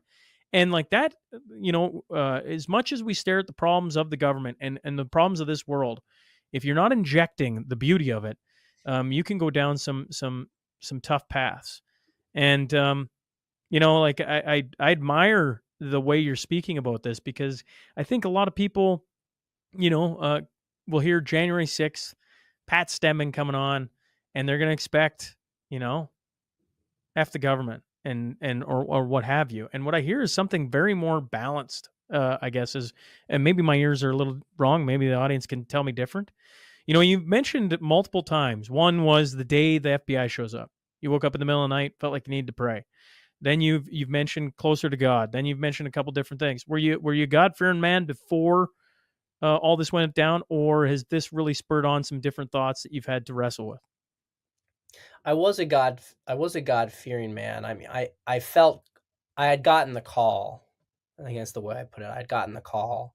It sort of had like my spiritual awakening in 2011, and then in 2019, What happened in 2011, if you don't mind me interjecting? So I grew up in a Christian household, and I was never disaffected with the church. I had only positive experiences. My dad was Presbyterian, my mom Catholic, and my dad had a very intellectual kind of Christianity. My mom a little bit more. I don't want to go so far as to say mystical, but maybe a little. You know what I mean? Like very like emotional kind of Christianity. And it was a good balance for me. But as I was going through college, and I just wasn't. There's a lot of things that I was just like, I was getting caught up in logic traps with it, saying like, well, like the hyper rationalist way of viewing stuff, which as I look back on, I don't think was actually all that rational. But from the mindset that I had at the time, it seemed very rational. And so anyway, this is just, I find this is funny because this is just how God works. But I was dating a girl at the time, and we had, just to keep it PG, had a very wild sex life. And but I had gone down to South America. I was traveling, and the reality was that there was some other guy who was kind of entering the picture. But she sent me an email one day, and she said, I had a revelation from God. I can't have premarital sex anymore. And I was like, the fuck did this come from? Now, understanding female psychology, that was insincere. She was just trying to find some rationale in her mind to try to, she was, I suppose she had a Christian background herself, but that was just something for her to latch on to like justify how she was sexually disengaging from me. But the point is that because she was using the Bible as this reason, I was like, I'm going to start reading the Bible to convince her not to, that this is wrong from the biblical perspective. So I was like really reading the Bible, and arguing with her. This is stuff that doesn't work from an attraction standpoint. But I was like 22 at the time. I didn't know any better. Anyway, so I remember at one point, as this went on, I was actually starting to like be more interested in it on my own. I think that was starting to happen. I was just really curious because it was stuff that I was familiar with from my childhood, but I hadn't really read. And so I was like, well, wow, this is like these stories. This is crazy, So I remember at one point I was in Patagonia, and I was on this bus, and the bus was going to El Chatan. It's also known as Mount Fitzroy. And people can look it up. It's a beautiful, iconic mountain in Patagonia. And that mountain came into view. And I was reading at the time, I was reading Matthew, and it was that section where Jesus is walking on water and calls Peter out to him. And Peter walks out, he starts walking, then he panics, and he cries out, "Help me, Lord, I'm drowning." And Jesus says, "Ye of little faith, why do you not believe?" And I read that, and I just felt, I feel it now whenever I say it. And I just felt what I now understand to be like the Holy Spirit in me. And it was just this feeling of like complete and total love. And after that, I never had a problem believing after that. Even though I wouldn't say that I became like this like amazing Christian or anything like that, but I knew that there was something there, there's something real. And in 2019, without going into the details of all this stuff, there was a series of very like mystical experiences that occurred, and culminated with me doing a pilgrimage in Rome on the Holy Stairs. And I felt like that was like a dedication. And I knew I had something. I don't, I don't want it to come across in some sort of like egomaniac way, but I knew that I had some kind of calling and that I was being pulled on a journey here.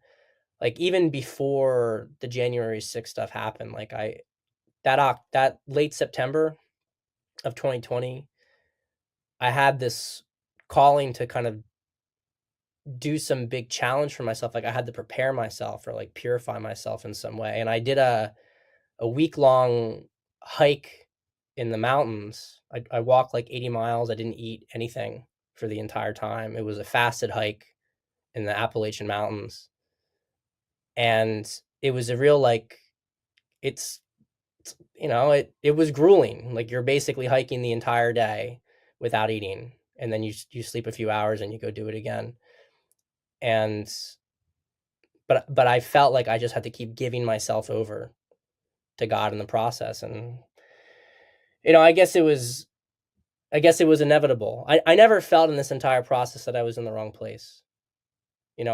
Even when things were bad, it's like, well, I know I'm exactly where I'm supposed to be. So, how can I say it's wrong if I know I'm in the right place, even if it sucks? So You said you it's a weren't going weird to get into thing. the details, but you're going to have to tease out at least one. When you say mystical experiences, what do you mean? Um, some of it is really complicated to explain, and it's going to come across as too fragmented. But I think suffice to say, like elements initially of like demonic attack. Um, there was just a lot of that then kind of rebounded in a different way. Like I don't. uh, it- It's like I entered into some like higher state of consciousness for um for like a week or two. It's really it's very difficult to explain, but I felt like, and I know it because like I dropped down, you know what I mean? Like I'm not saying I stayed up there, but there was a period like I had no interest in any meat. I was just like in this very like Zen state, and I don't know. I was just feeling really called. Like I spent days doing these pilgrimages in Rome. Like I this trip I was all over Europe. I was in Portugal, I was in Malta, I was in Poland, and I was in Rome. And when I was in Rome, like the first few days, it was just I was going to church after church and doing these pilgrimages, and it culminated on the Holy Stairs. And I just felt I was like, okay, I did it. Like I don't have to do this. I was like, I don't want to go to church now. like but it was very weird. Like I was that was my first exposure, sort of with, I guess you could call it like angels and demons, sort of Well, period. you're talking to a guy that believes every word you're talking about, and the reason why it's well, I don't know. My thought on why the reason, I guess I should say, is why it's difficult to talk about is multiple reasons. One, society doesn't like submit to what you're talking about, although I'm learning certain portions really do. But I mean, like, you're seeing things, you're experiencing things, like, crazy, right? What's going on with Pat? And it's like, yet sitting on this side, well, I believe you. And I mean, like Tucker Carlson talks about a demon basically attacking him, right? I go, you either believe in that stuff or you don't. And on this side of the journey, I would have been the first to have been like, I don't know, that's kind of weird. I'm kind of curious, but it's kind of weird. Now I'm like, no, like I've had my, like on this side, I've had my own. I don't know. I guess mysticals is as good a word as any, but I've certainly, I mean, right there, folks. If you're watching, right in the Mm. backyard or background, like I literally had a photographer catch mine, Oh in wow. Ottawa. I mean, that sounds weird to say, but that's why the picture's there. You know, I didn't believe that day happened. And then 2 weeks after, he sent me the photo. He's like, "Hey, I just thought you should have this." And then I looked at him like, "Oh my god, that day happened." Oh man. And then it took 2 years, and I finally got it professionally framed. And I showed my wife because I'd told basically nobody about this. I'm like, I'm not telling anyone. And then I got it professionally framed, and I walked it out. And I'll never forget. Mel was looking at me. She's like, "Who's in the photo?" And I'm like, well, that makes it even funnier. I'm like, "Well, that'd be me, hon. That's me in Ottawa, praying for you to come get me, right? Because I am in some rough sorts."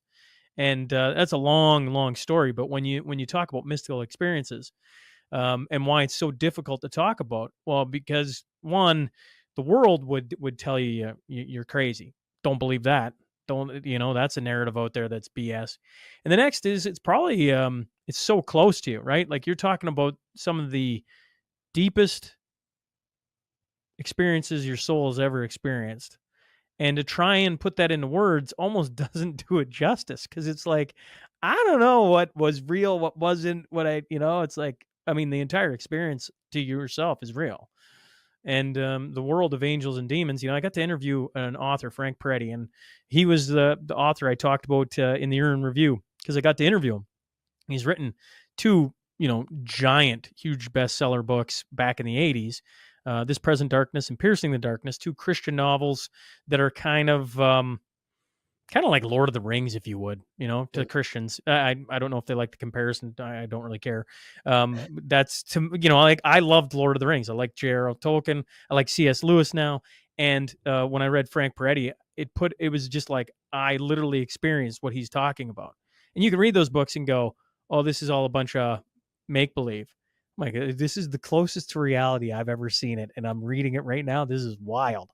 So I appreciate you trying to share it, because I understand how difficult it can be to try and walk through those experiences. Yeah. I I think the big thing about them is that everything started changing around that time. Like my marriage went through a massive transition during it. Like our dynamic, a bunch of bad patterns that had characterized the first few years of our marriage, sort of we hit a breaking point with them, and it became pretty clear that we were either going to change or we were going to divorce. It wasn't going to continue. And it was kind of like a catalyst, like it was all sort of happening at the same time. Um, and I think what's interesting about demonic attack is that, and I've heard all sorts of explanations for why this is, but it seems like you mostly get those experiences when you're about to break out of a previous lower way of operating. And it's almost like, I wonder if they're always there, but they only start to make themselves known when their ability to control you or to feed off of you is no longer viable. But I've seen this with clients as well. Not that this is something a usual thing that I go into with them, but um, every now and then you get a client who's, look, I think what you come to understand is that there's the things that happen in the physical world and there's spiritual corollaries to them. Um, and so as my whole way of operating started changing, I started to have these experiences. Well, I chuckle at your word That choice, because I'm like, yeah, the way I was operating would be that world doesn't exist. yeah, yeah, And I wonder how many people out there are like, that world doesn't exist. Shaun's lost his bloody mind. Because you think if you've been on this journey since 2019, which a lot of people have, you've seen incredible change in how I talk, how I think, how I look at the world, et cetera, et cetera. Not to mention the guest choice is changed dramatically. But if you operate in the world and don't think that exists, you're fundamentally doing yourself a disservice, because it's like literally operating on you at all times. So when you say operating, I chuckle at that. I'm like, yeah, that's a great word, because I mean, like, to just recognize that it exists and that it's trying to control you, influence you, berate you, on and on and on. They can just start to explain a whole lot. You're like, oh, huh, didn't realize that. And well, it can just fundamentally change who you are. yeah. I mean, and I think it started off this whole. It was like this big anchor point for me, because then, okay, you fast forward 9 months later, COVID hits, and you start to see like the real mass awakening start, which is a crazy thing. It was like I remember in 2016 with WikiLeaks, when I started to understand with the spirit cooking stuff that was going on with Clinton and the Podestas. I don't know if your audience is familiar with that, but I want to. I'll pause just for a second and say I'm pretty sure they're familiar with it on this show. I don't know if we've ever gone into the darker of the darkness when it comes to what you just said. In saying that, I don't know of anyone who's listening to this who hasn't gone and explored a lot of different things, and so nothing shocked me about what you just said. yeah, I mean, essentially, spirit cooking is a satanic ritual. I mean, Marina Abramovich has a book about it, and it's using semen, breast milk, and blood. And anyway, they were talking about doing the spirit cooking ritual, like, hey, when can you come over and do the spirit cooking? And you had that on top of all the various like coded pedophile language in the WikiLeaks stuff. I, I remember when I first heard about that in 2016, and I understood this isn't just politics, is it? That there's a real spiritual component to what's going on here. But even though that seed was planted and it was very jarring, it would take, every year it seemed like there'd be a little bump up, like I think I'm just be candid. I don't ever watch Alex Jones. I have nothing personally against him. It's just style's not really my thing.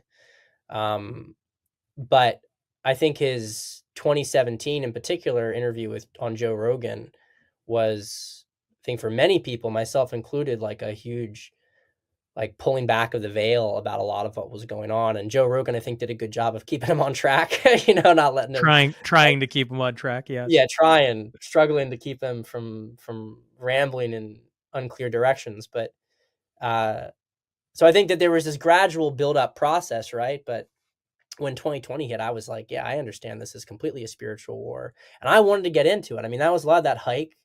I was like, don't, like, I want to be in this fight. Don't keep me out, God. Like, put me in here. Put me in. So I asked for it. That's what I mean. Like, it happened. I'm like, all right, Yeah. well. Well, I've had different people say, be careful. And I'm like, when you talk about just like, I just feel like I was called to do something, part of the adventure, and just careful what you pray for, careful what you ask for.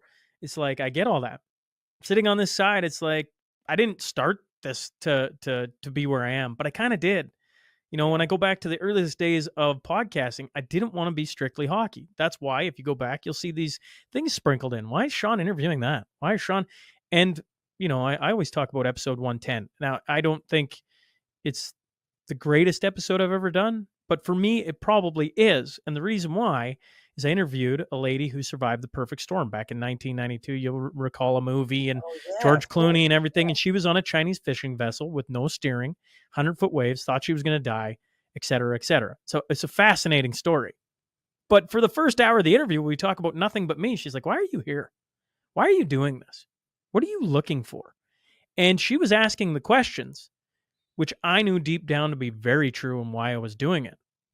But I had told nobody because I was nervous of what the answer might be. And then when you finally run into it, which for me was Ottawa, you come out of there reeling, licking your wounds, going, I asked for this. I did. I didn't realize what I was asking for. And certainly now that you know what you're asking for, you prepare for it differently. I read the Bible daily, pray daily. Yeah. And that's different from a few years ago, which means the outcomes are going to be different as well, because I'm slowly losing a lot of my naivety. Either way. Yeah, but I think people need to listen to when they're being called. They need to listen to the call. Like I have no doubt in my mind that if I had not gone down the path that I've gone down, I would be a much more empty, sterile person than I am today. I think that both on the big picture for the course of my life, but also from just a simple personal development perspective. I mean, I do think that, my suffering and persecution added to the weight on the scale that was needed to sort of reveal the regime. And so I'm happy to have made that sacrifice from that standpoint. But just on a personal level, I think it was needed for me and for where my life is meant to go. I have a book about my experiences in prison coming out this spring, and I was writing throughout my time in prison, and people were really appreciating it. They were really appreciating those letters. So I think that there's something big with that book. You're not supposed to say that stuff, right? But I really do. I think that there's something big to that book coming out. When you have it finished, I would like to. I don't know. I don't know how this works, but I would like to get a signed copy. So I'd like to buy a copy off you, and then what we'll do is we'll bring you back on, Pat. That way you can talk about it, and people, if they want to support you, can buy a copy and everything else, because I think they'd be fascinated to read it. And I guess I'll end here. Yeah. How can people find you if they want to just follow you on social media, or if they're interested in having you, the working with you, the coaching? how do they go about those few things? Yeah, so I'm on X at Pat_Stedman. That is the main social media I'm on. I'm starting to do YouTube videos again, but that's going to be cross streamed on X too. So that's the place to find me. I have my website, patstedman.com. You can get on my email list. You get a free copy of my previous book, 3 Pillars of Attraction. The list is about dating and relationship content for men. It is, it's very nuanced. The list is 6,000 people, very, very positive reviews on the material. It's not all PG stuff. I I I just want people to understand that, we had an email just the other week about rough sex, okay? But it's not like a vulgar list or anything like that. We really talk about things that are relevant. Um, and anyway, and if you want to work with me, of course, you can fill out an application, it's patstedman.com/application. But what I encourage people to do is to follow me on Twitter or X at Pat_Stedman and get on my email list, and you can kind of take it from there. But yeah, that's it. Well, I appreciate you coming on. I look forward to when your book comes out, because I'll be fascinated to read it, and I mean it. When we're getting close, do you have a date, or is it just spring? So there's still a few. I have to do the editing, and there's still a few pieces that I've only had in note format. Most of the pieces I wrote by hand in prison, and then had to type up later on. You had these little word processors that you could pay per minute to type things up. I sent it to my guy on the outside. He'd send some of these to my email list when I was in prison, but a lot of them didn't go on the email list, and some of them were only in rough format, never edited. So I'm still working on finishing all that stuff together. And honestly, I don't feel like the book is done until what is expected to be the pardon in the next few weeks. So we're almost at the end of the book, but there's some stuff that's been happening just in the last that few you're months. waiting to see. Release. Well, Yeah, when it comes out, spring. It'll be out some point in spring. I don't know when it exactly. comes out in spring, we'll have you back on, and then we can talk about that, because I'd love to support what you're doing, and we'll try and make a case for people to go buy it. And on this side, I want to put it. I'm in the process of getting a bookshelf off to the side where the different guests have had, because there's a ton now that have written books and different things.